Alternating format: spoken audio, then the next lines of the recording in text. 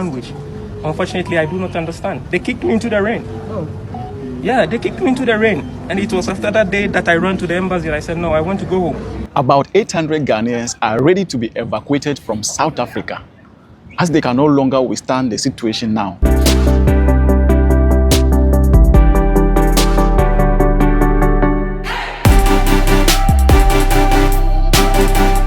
I said me free from her because situation that me buy a man and I wanted to go back. I need to go back home. Earlier, there was this arrangement to evacuate Ghanaians from South Africa, but some of them were thinking that maybe as time goes on, the situation will cool down or calm down. But what we are seeing or witnessing is not something that is going to end today. Most of them have put these guys who are doing these demonstrations on the payroll, a strong one. So it's not something that's going to end today.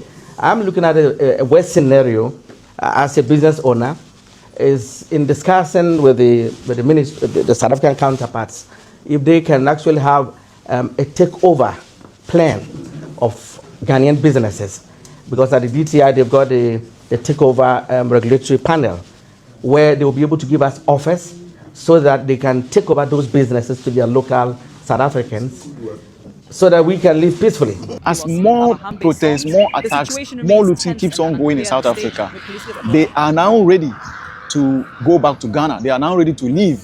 Some of us outside Pretoria can't even travel by bus or their taxis, even for them to come and register their names because they are scared. Because the moment they started Kwarekwere style, then they have to divert the taxi somewhere. So how about them? What are the safety measures towards them, if necessary? Ghana's Foreign Affairs Minister, Samuel Okudzeto-Ablakwa, was in South Africa and has assured the Ghanaian community that government has the interest in helping them to be evacuated back home peacefully and safely. President Mahama says I should tell you that he's not going to rest until all of you are safe, until you are all taken out of harm's way. All of you who have written your names, we have the list, over 800 Ghanaians who are ready to be evacuated back home. We are going to make sure that you are assisted back home to the motherland where you all belong and where you will not have your dignity affronted. More attacks, more looting, more foreigner must go marches are still ongoing in South Africa.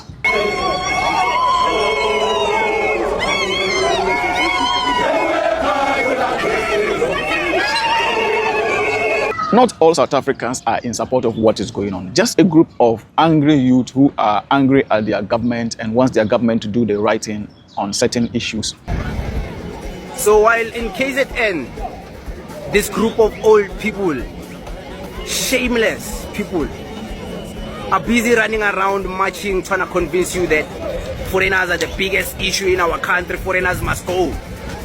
I want you guys to see something, because I'm also here in Dragon City, Fortsburg. These are South African people's cars coming in here in Dragon City to come and stock, to come and buy from shops that are owned by foreigners. Look at the parking lot there. South Africans coming from all corners of Joburg, coming to support these foreign-owned shops, selling weaves, clothes, furniture, here in Dragon City. South Africans, to come and support shops that are owned by foreigners. They want to convince you that South Africans hate foreigners just because a small population on the internet keeps on hyping that nonsensical agenda. It's not real. It's not true. Dragon City, all the shops here in Dragon City, they are owned by foreigners.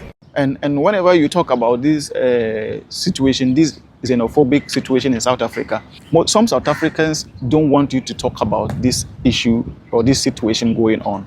But when you go to social media, some South African youth also express their opinions about what is going on. The anti-crime gang, They, hey, we are trying to fight against crime in South Africa.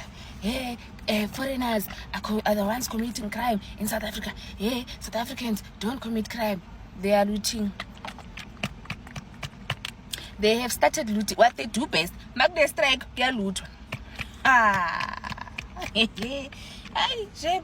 Let me keep quiet before they start swearing at me. You understand? So not all of them, not all South Africans are into this. One Africa, one love, one peace.